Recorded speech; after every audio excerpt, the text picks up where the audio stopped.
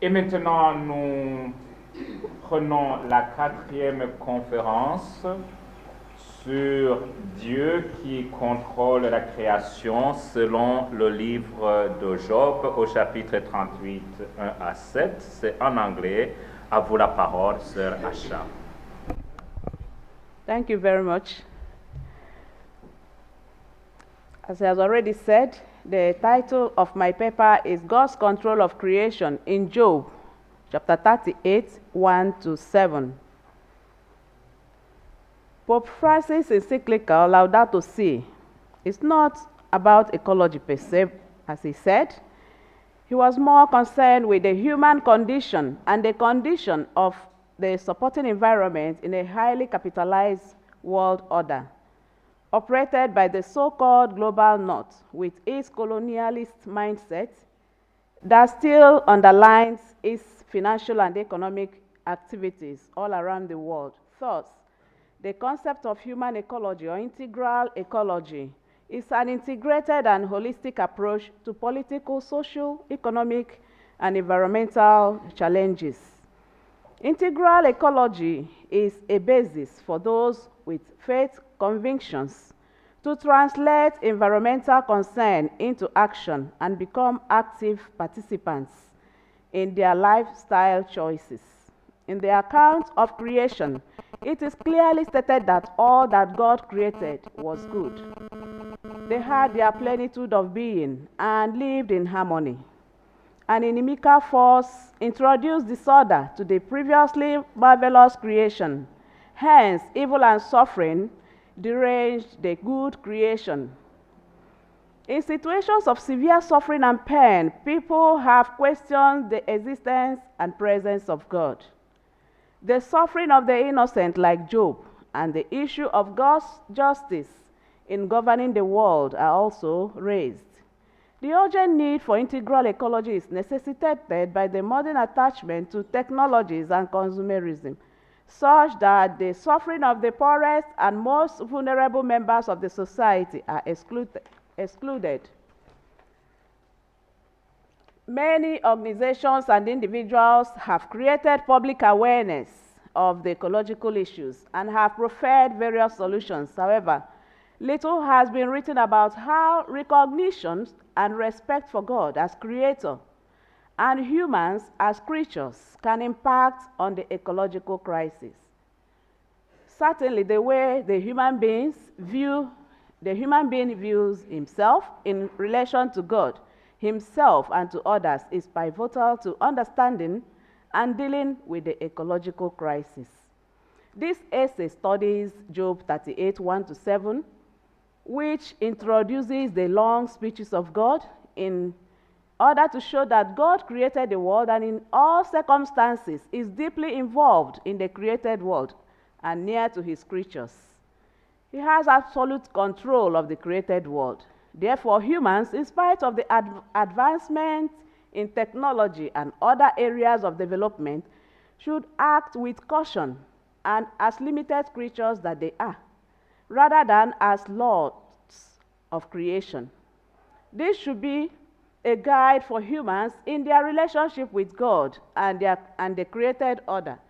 God obviously intends to lead Job to a conversion to ecological spirituality. This work employs the synchronic method, and there are about four main sections of the work. The first section studies Job 1 to 7 in the context of the whole book of Job, because it's very important to understand how the story started and led to that point that God had to talk, or God had to intervene. So the second section focuses on examining Job 38, 1 to 7 in the context of the speech, which is 38 to 41.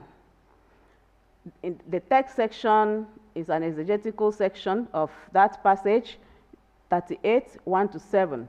And finally, the fourth section considers the significance of this study to the contemporary environmental issues in Africa and proposes an ecology of wisdom as a new ecological ethos that is so badly needed in our world today. The first section, which is the is Job 38, 1-7, in the context of the whole book of Job. Because of time, I will have to more or less speak to the text, the paper. The structure of this book is very important for understanding it. We find that the scene was set in Job 1, 1-2. That is Job chapter 1, verse 1 to chapter 2, verse 13, which is known mainly as the prologue of the book. And then the last section of the book, which is 42, 7-17, is the epilogue of the book. They constitute his trial and restoration. That is Job's trial and restoration. Chapters 3-31 is a poetic dialogue between Job and his three friends. These friends of Job are real proponents of retribution theology. They agree with what Satan said at the very beginning, that it was not for nothing that Job was serving God. And God allowed Satan to afflict Job.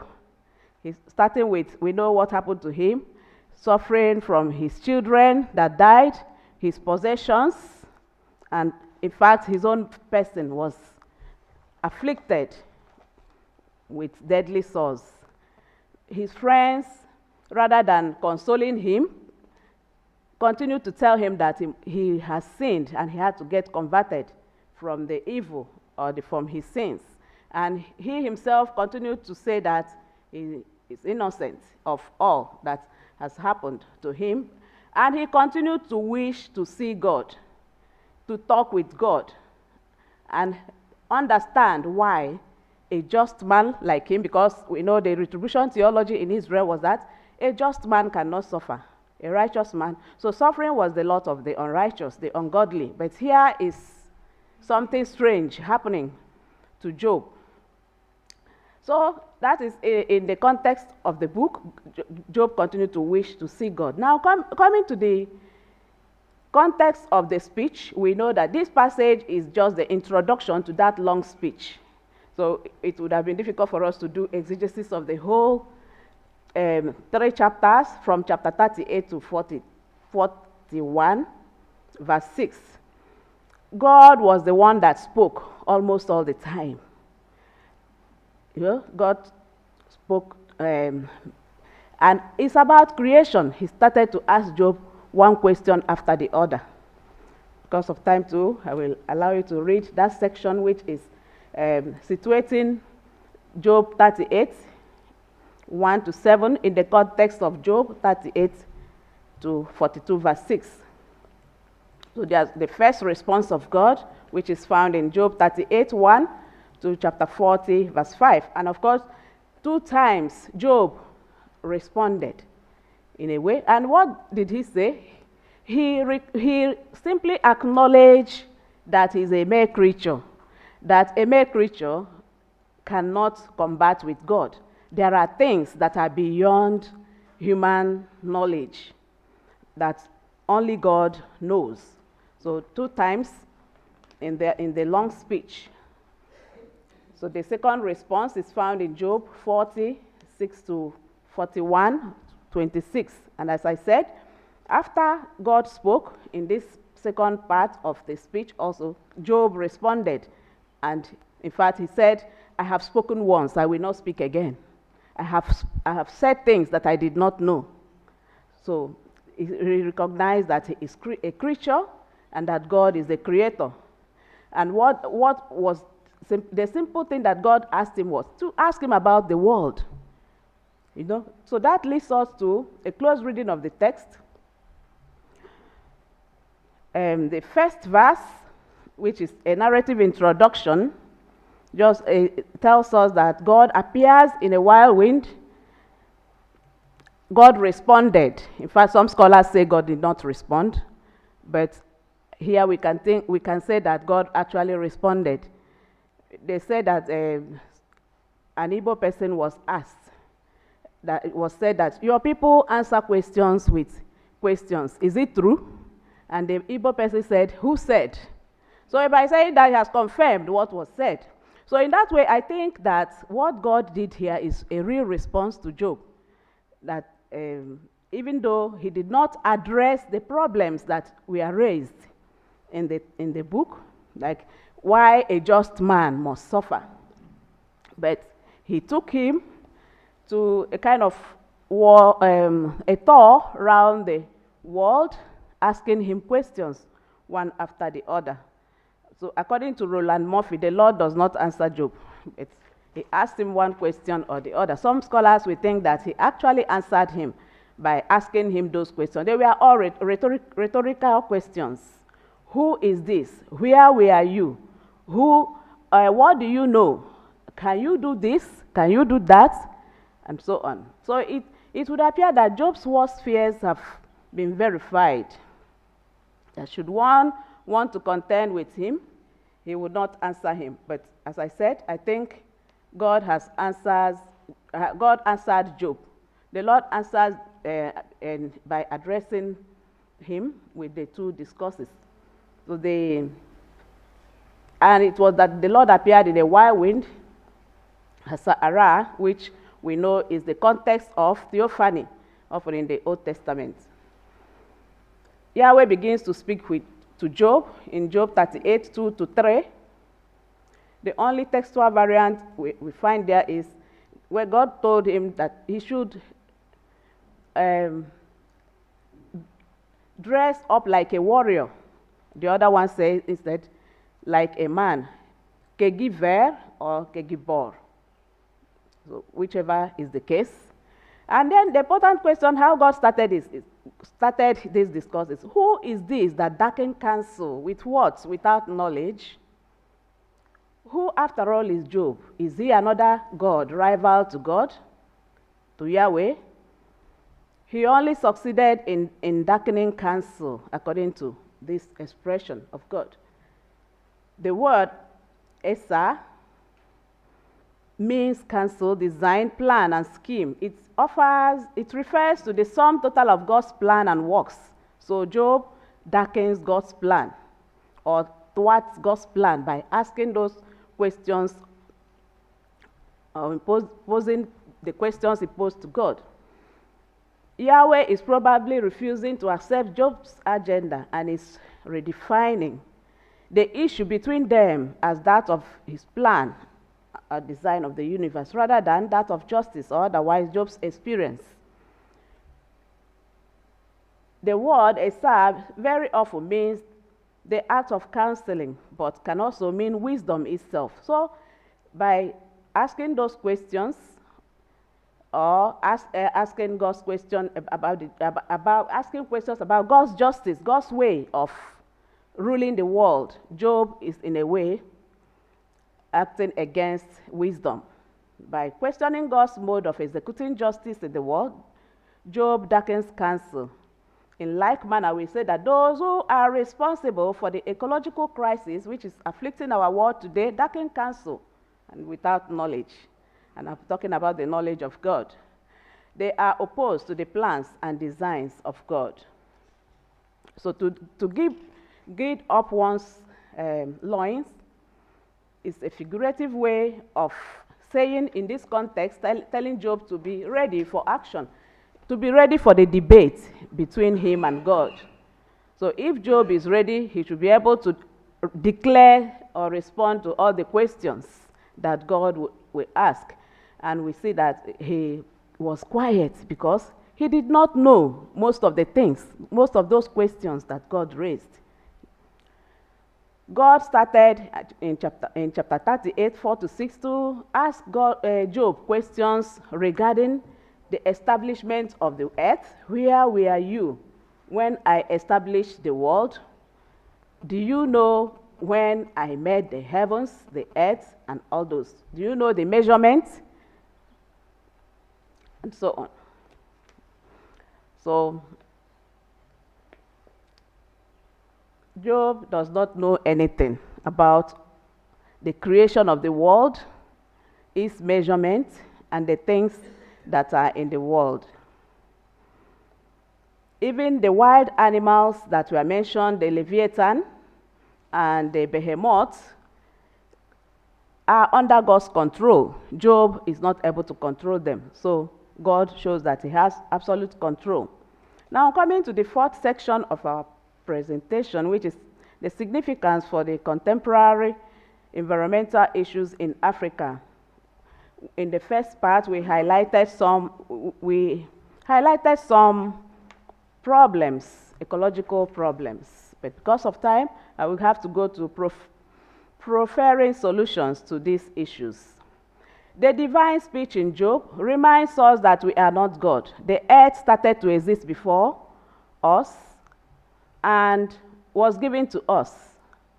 So we must forcefully reject the notion that our being created in God's image and given dominion over the earth justifies absolute domination over the creatures, since God rejects every human claim to absolute ownership of the earth. Respect for the dignity of all leads to the culture of life in which every creature of God blooms and joins with creation in praising the Creator, just as we listen to this ocean praising God around us. The traditional African Igbo word was integrationist, in which every effort was made to take account of every component of creation in order to maintain communal and cosmic equilibrium of peace. The ultimate divinity or God in that language, in Igbo language, the creative overarching force that circumguided the universe or the Igbo world is called Chineke, Chukwu.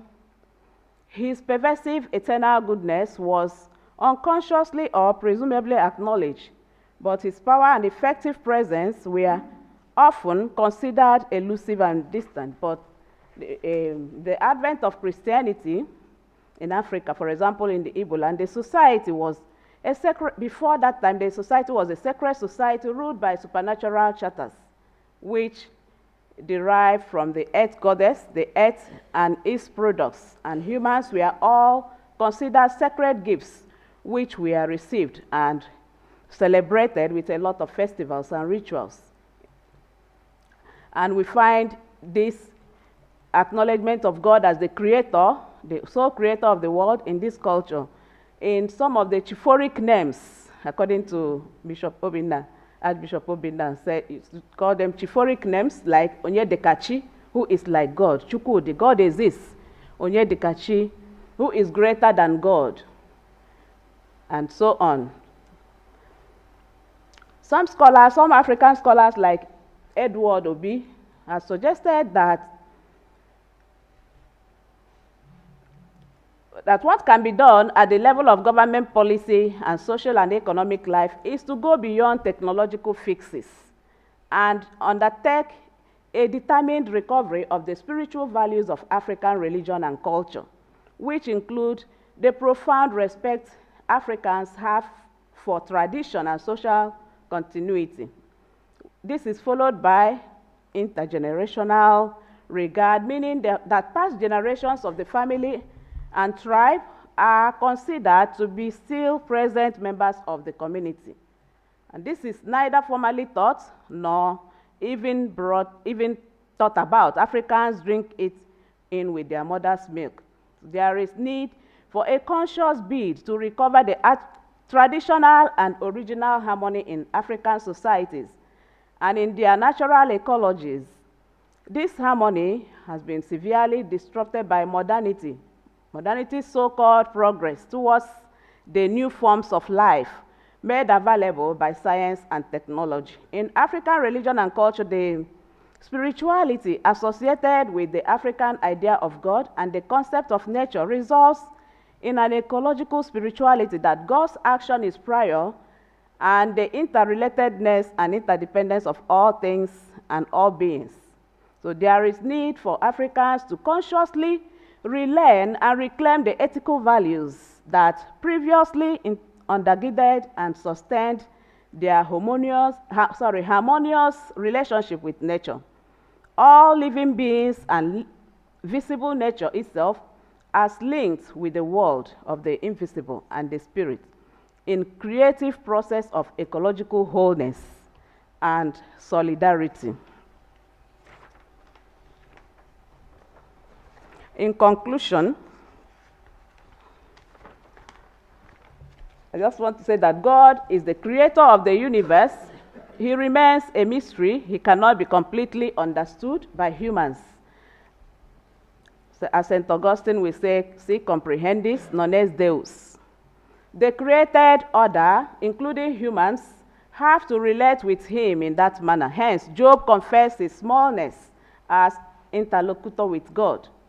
It is in accepting his finitude, not perceived as punishment, but as a place of truth and relation, that human, a passing shadow, and ephemeral flower, which lasts for a day, can at the end recognize himself as human and recognize God as God. In discovering his finitude, one discovers the infinite. His thoughts and ways are distinct from those of humans, as Isaiah will tell us in chapter 55. He has absolute control over humans and the entire created universe. His ways of controlling creation are not determined by human sin or piety, as was proposed by Satan and those friends of Job and the retribution theology. Those who contribute to environmental disaster through their actions or inactions should have the same attitude of silence before God, silence in quote, and the created order, as Job did in chapter 40, 4-5. Through the rhetorical questions, Job is being brought to the recognition that there is in the world a rationale of existence that is quite beyond his comprehension. It was God who put wisdom in the inward parts and gives understanding to the mind. It underscores the limits of human search for understanding. God endowed human beings with knowledge, which enables them to crave for a response to the mystery of creation, suffering, and of life. However, human wisdom emanates from God, so humans cannot rival God with their own limited wisdom and knowledge. God has implanted in humans only a small fraction of his wisdom, so that humans will never have the capacity to grasp all his ways, no matter the advancement in technology and all. Hence, humans cannot rightly accuse God of being in the wrong in the administration of his creation. Hence, Job said, I have uttered what I did not understand, things too wonderful to me, which I did not know. It is God who made the earth, who is capable of all things. Thank you.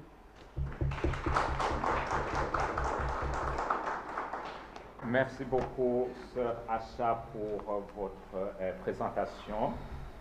Nous appelons Abbé Moïse comme rapporteur, lui qui, le premier, a lu cette contribution. La parole est à vous. Thank you, Sister, for your presentation. Well done. I have just some general observation. The pericope is well situated in its literary context. That is point 1 in the whole book, and then your second part in the dialogue between God and Job. 2, my second observation, the literary context is followed by a closer reading of the pericope. That is third.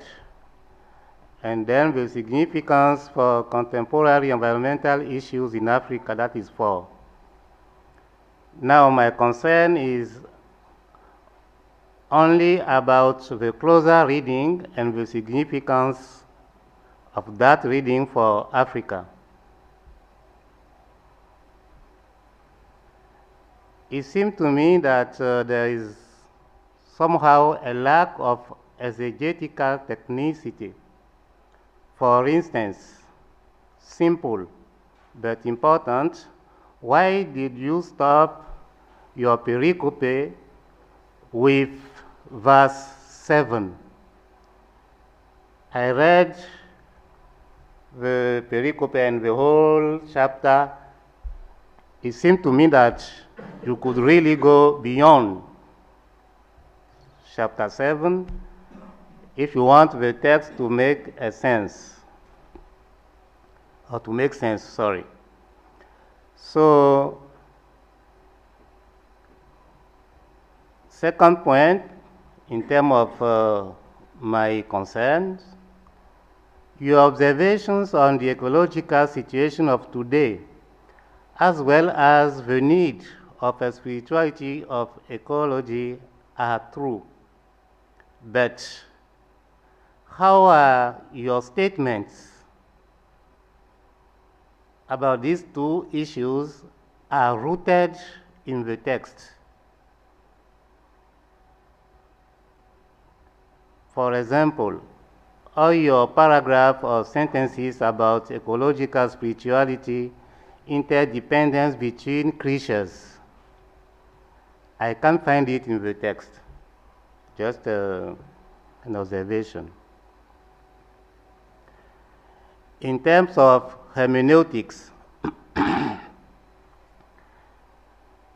kept and I keep asking myself, the book is focused on Job, his suffering, and God's hands or actions or providence directly or indirectly relating to these sufferings. Question 1, does God have something to do directly or indirectly with the sufferings of the earth? I mean ecological issues. Question 2, the creating action of God as creator is used in that chapter as a kind of evidence against Job. So how can we use the creation as evidence in the issue at stake? And finally, how is Job a model, and which kind of model regarding the issue of ecology in Africa? So, thank you. Thank you very much, Father Maurice, for your remarks. Yes, regarding reading the text beyond verse 7, I thought of it, but if you look at that speech, you will see that it is very long. So I didn't have the stamina to go to take the whole thing. So I stopped at 7 because that verse is where the creation of the earth actually stopped. There are other creation of the sea, creation of other things, animals, they come after that verse. But I just stopped at the creation of the earth, and to use it as a kind, to use it to talk about the ecological crisis issues, in the sense that it is God, because what I'm trying, if you look at the title of the paper, God's control of creation. So it is God that controls creation. He's the one that created, and he's the one that has control over creation. So those 7 verses, I think, already have brought out what I want to say. Of course, the other verses following that verse,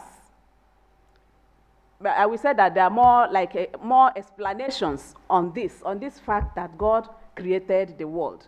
Because if you look at the text well, you see that it is from that verses 1 to 7 is where we have actually the fact that God created the world.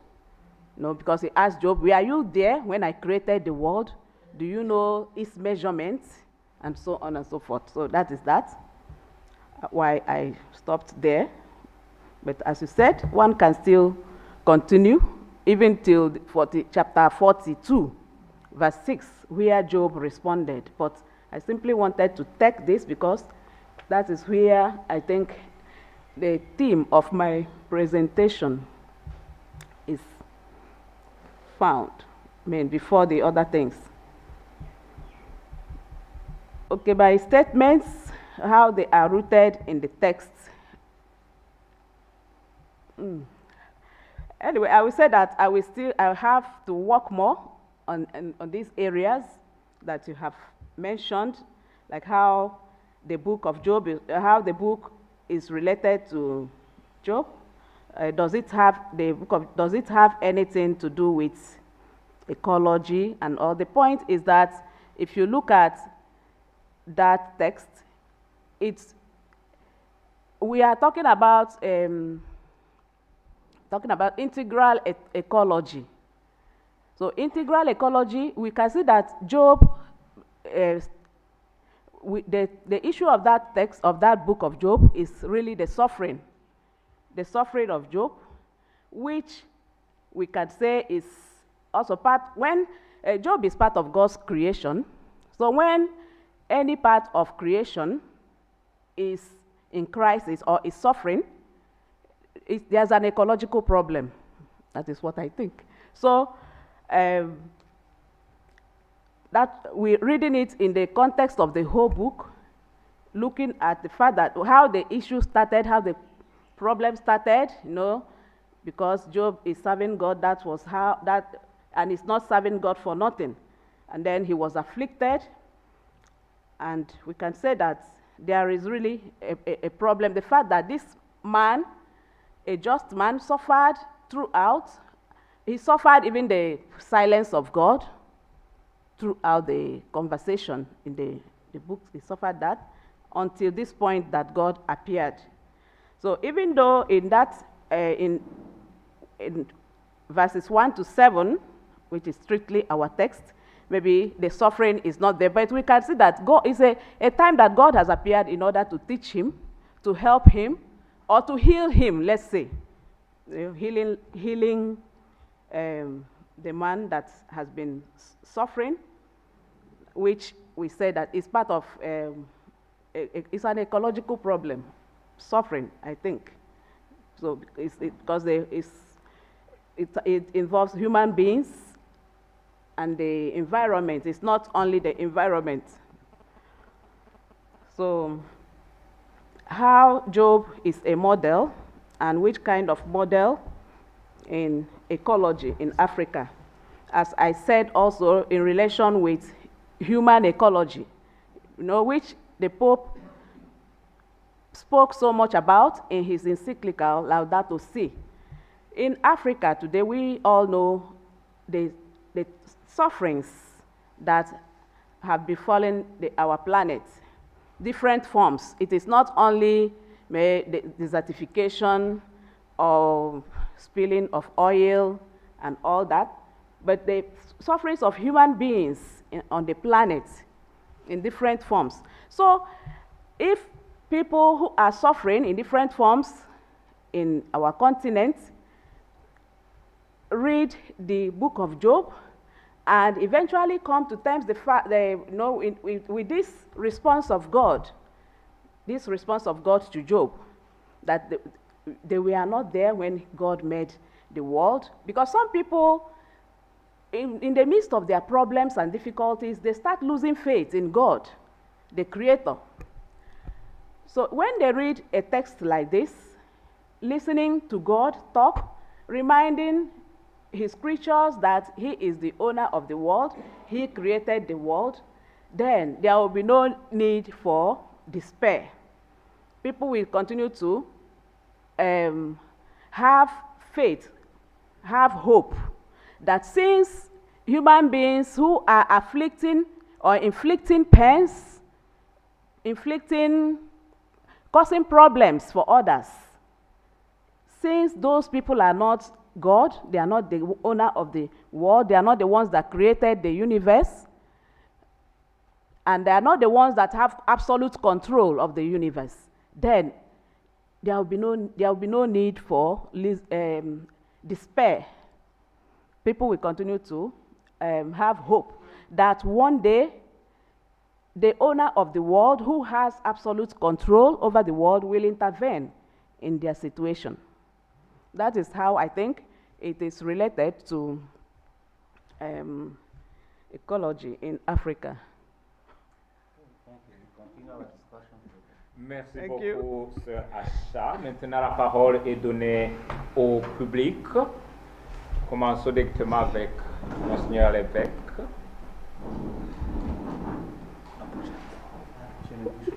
Sister, thank you very much. I appreciated this paper. I think the Book of Job is a very helpful point for a very helpful book for helping us get to some of the points that we need to get to in talking about the Bible and creation, especially this section where God answers and basically exposes human arrogance, which seems to be the major problem here. But I have a question about your answer to how we then deal with the problems that we have in ecology. Because on one reading of your paper, it sounds as if you might be saying we need to forget about the Bible and the gospel and return to African traditional religion. Now, I don't think that's what you are saying, because you are a Roman Catholic sister and you make a living by teaching the Bible. So I don't think you want to throw that away. So you need to help us a little bit more to show, to say what is the problem? Is the problem that we have lost African traditional religion, or is the problem that something has replaced it, which is not African traditional religion and not the Bible either? A kind of Western modernist viewpoint in which human beings lord it over the creation rather than have respect for God's creation. Thank Nous you. prenons une deuxième question. Non, il y a d'autres qui avaient déjà. Allez, derrière, là-bas, derrière. oui. Il vaut mieux prendre les noms d'abord. Ouais. Oh, thank you, sister, for a good representation. But me looking at the book of Job, I would say God allowed the destruction of ecology. God allowed it. Since God allowed Satan, they bargained over the head of Job. And then he lost everything. Suffered. And if that same God, now in chapter 38, will now be telling Job, were you there when I created it? Were you there when I created it? You think God is just? Can we not say that God is selfish? You see, the book of Job has its own aim and whatever. So if we are going to use this, and you made mention also that the friends told the line of Satan, I don't seem to agree. They were also saying it because it's these and consequences. What you have done is what you are inheriting. Okay? Then said, well, it's not because of anything that Job is faithful to you, God, because you support him. Then God will say, okay, it's given to you, but not his life. See, so having this background, and then coming to the end, and then now God saying this too, it shows rather that when you are powerful, you can do whatever you want. Yes, so he's powerful. He created the world. So you, Job, sit there. Whatever is happening to you, sit there and listen. And just endure it. That's how I'm looking at it. The ecological part, yes, can come, but how you use God and Satan from the very beginning, for me, just changed the whole thing. Thank you. Oui, professeur Oudekro. Paul d'abord depuis longtemps. Ok. Paul l'hérite depuis longtemps. Sister, May I join my colleagues also to say merci beaucoup to sister. My specific question is what type of genre? Maybe I didn't get. What type of genre is the book of Job? What is the relationship between your text, what you did, with the rest of the wisdom literature in the Bible? At least, I needed to the genre, and what is the relationship of your presentation, your text, with the rest of the wisdom literature in the Hebrew Bible? Thank you.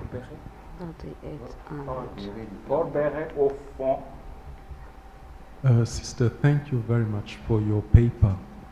I'm not an expert of Job, so thank you for helping us deepen our understanding of the book. I'm wrestling with the prologue in 1:11, 2:5, and I think 2:11. Hasatan, and then the wife of Job, both focus on cursing the Lord.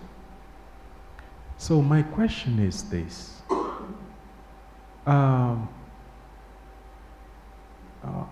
The book of Job is not about suffering, but about how we are expected to talk about God when we are suffering.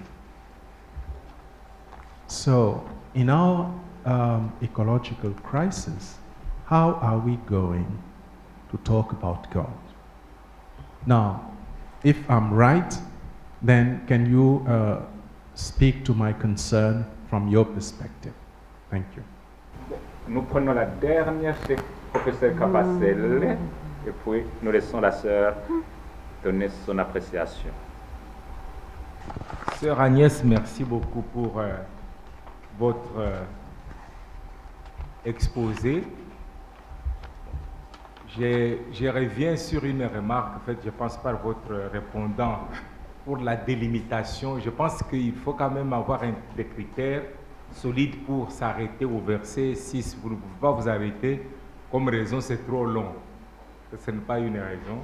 Donc, si vous pouvez peut-être justifier, ne fût-ce que justifier la délimitation, pourquoi vous vous arrêtez au verset 6 alors que les questions continuent au verset 7, etc. Mais voilà, ma question est celle-ci. Vous parlez de Dieu finalement inconnaissable, c'est votre conclusion. Dans la conclusion, vous dites que bon, Dieu reste un mystère dans le livre de Job. Or, le livre est plus complexe que ça. Bon. Parce que dans le livre, à la fin, 42, 42, verse 5, on dit le schéma ozen shematira beata enai rahatera. Je t'entendais, pour entendre des oreilles, je t'entendais, c'est-à-dire je t'entendais que des oreilles, mais maintenant, mes yeux t'ont vu. Est-ce que, avec cette affirmation, Dieu reste un mystère pour Job? Parce qu'il dit qu'il l'a vu. Mes yeux t'ont vu, c'est clairement dit. Et puis, deuxième complexité, si vous pouvez nous éclairer, Dieu dit à Job, dans votre texte que vous étudiez, Job 38, verset 2, 38, verset 2, qui est celui qui contrarie mes plans avec des propos dénués de sens. D'ailleurs, vous traduisez ça, words without knowledge. Et Job lui-même reconnaît ça, qu'il a parlé avec, qu'il a mal parlé avec des propos dénués de sens. Et pourtant, au chapitre 42, verset 7, 42, verse 7, Dieu va dire, you and your friends are Eliphaz, for not having spoken correctly, as my servant Job has done. C'est-à-dire, il reconnaît que Job, lui, a parlé correctement.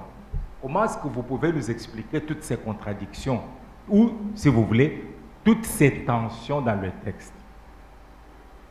I didn't Vous avez compris? I didn't understand. I didn't get you very well, all the things. So can you explain?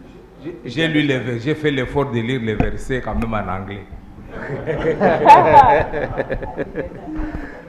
So, his first point is that really the reason you are giving for stopping your pericope with verse 7 is not enough. You cannot welcome that one. No, you need stronger reason. So that is one. A second point, the book of Job is really complex, you see. And he gave two examples. The first one is that if you look on verse, I don't know which chapter in, so it said, 42. The verse. Voilà.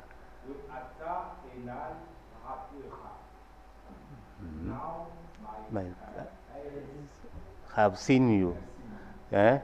So, this is what are you going to see, the experience of Job through what he went through, okay? And then God accused Job that he has just spoken senselessly, okay? But Job will agree, yes, I spoke with more, let us with less sense, word without knowledge. Nevertheless, later on, God will say that you people, I mean talking about Job's friends, that you people, you spoke about me in an incorrect way. That my servant Job has spoken about me rightly. Okay?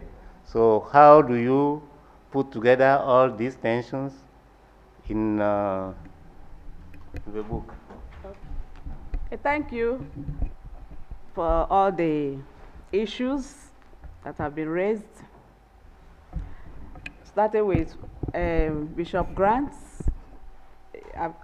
you also responded in a way that I don't have any intention as a Catholic nun to go back to African traditional religion. But what I'm trying to say is that there are a lot of values that we had, we Africans, we still have, that some of them, maybe with the advent of Christianity, the people that Christianized us, that brought a Christian religion, saw some of those things as evil. But they are not evil per se. They are things that could help us even in living our Christianity better. But we were told that those things are evil and they were abandoned. And coming to what I said, it's like having reverence for Mother Earth. For instance, in my own culture, the earth is revered. The earth is considered as sacred. And there are certain things you do in the land, the earth will fight. For instance, if somebody kills his brother, the Mother Earth will fight. That is the belief of the people. And because of that, people are careful on certain things, like incest. People are careful about those things because they are afraid that Mother Earth will strike. So it is from that point of view. There are some values that we have in Africa that can help us in this ecological discourse like if you are afraid that if you understand that the earth is sacred, then you will handle the earth with care and caution and not do things like when we come to human ecology. Now I've mentioned issues like acting against one's brother, killing your brother, doing evil against your brother, the issue of injustice, and so on. So it is from that point of view that I was Okay, and then Father, I remember the name of that father there. Father Alex, he said, is God just by behaving the way? Is he not selfish? And then the friends of Job that told the lines of Satan. I wouldn't say in any way that God is unjust, and that is part of the discourse. That the normal understanding of the people is that bad people are the ones that are afflicted. Good people cannot suffer. And here, God allowed that to happen to Job.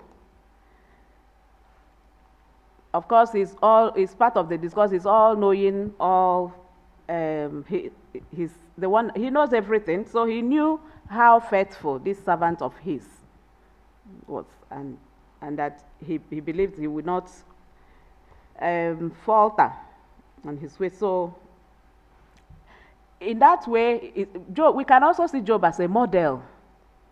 As a model, you were talking about, I think it was Father Berry that talked about how the book of Job teaching us how to behave in the face of suffering. And so it's a way, he allowed it probably to present Job as this model to people. I don't know if I got all, but we can still continue the discussion. Then the issue of the genre of the book, there are different ones. We can see dialogue, we can see speech, like this section 38 to 42 is speech, speech of God. And then the book of Job with other wisdom books. In fact, I call this book an anti-wisdom wisdom, in the sense that the book of Job, yes, it's a wisdom literature, it's one of the wisdom books, but it goes contrary to the traditional view of retribution, because the other books, like the book of Proverbs, that is a real proponent of retribution theology, in line with some other parts of wisdom that we find outside the wisdom corpus, like even the book of Deuteronomy 28, and Leviticus 26. The fact that if somebody is evil, or if somebody does bad, then the person will be punished or receive a curse. And if somebody is righteous, the person receives good from God. So the book of Job is like an anti-wisdom wisdom, in the sense that it goes contrary to the traditional wisdom. I don't know whether that is what you are asking. Then, in our ecological crisis, how do we talk about God? That is part of what this book is teaching. Job remained faithful in his own, I will call it, in his own ecological crisis. He did not speak evil against God, but he continued to wish to have interaction with God, to have relationship with God, to speak with God, to listen to God, to hear from God. And I think it is a good attitude, a good model for all of us, for all the people who are one way or the other facing ecological crisis. So we talk good about God and we depend on him. Because Job's longing to see God, because all the time he longed to see God, to speak with God. So that should be the attitude, not to disconnect from God and start looking at other, of course, one has to do the needful, do the practical things, but not to say, okay, because this thing has happened, then God does not exist any longer, or God does not have control of the universe that he has created any longer. So, I can see from what Father said, the reason for stopping at verse 7, he said it's not strong. So I have to look at the text again and see whether I will find, whether there's a way of incorporating other parts of that text. But for me to do the whole exegesis of the whole text, the speech of God, from chapter 38 to 42, I don't promise to do that. But I will still have to look at the text again and look and see, because that was the way I looked at it before I chose the 7 verses that I chose. But I can still look at it from another, look at it again and see if there are other ways of, okay, maybe you can also suggest to me. Okay, the issue of now my eyes have seen you. I don't know if I got the question very well, but the fact that Job had seen God, Job saying that now my eye has seen, it is understood to be the fact that, he has worked, toiled all the while. He has battled with this issue of suffering, from the traditional view that a just person cannot suffer. But look at him, he is convinced of his innocence. But others around him, his wife and Satan, of course, even Satan himself was convinced that Job was innocent. But he wanted to, he allowed God to test him. So, saying that his eyes have now seen, it's not just physical eyes. It means now I have come to understand.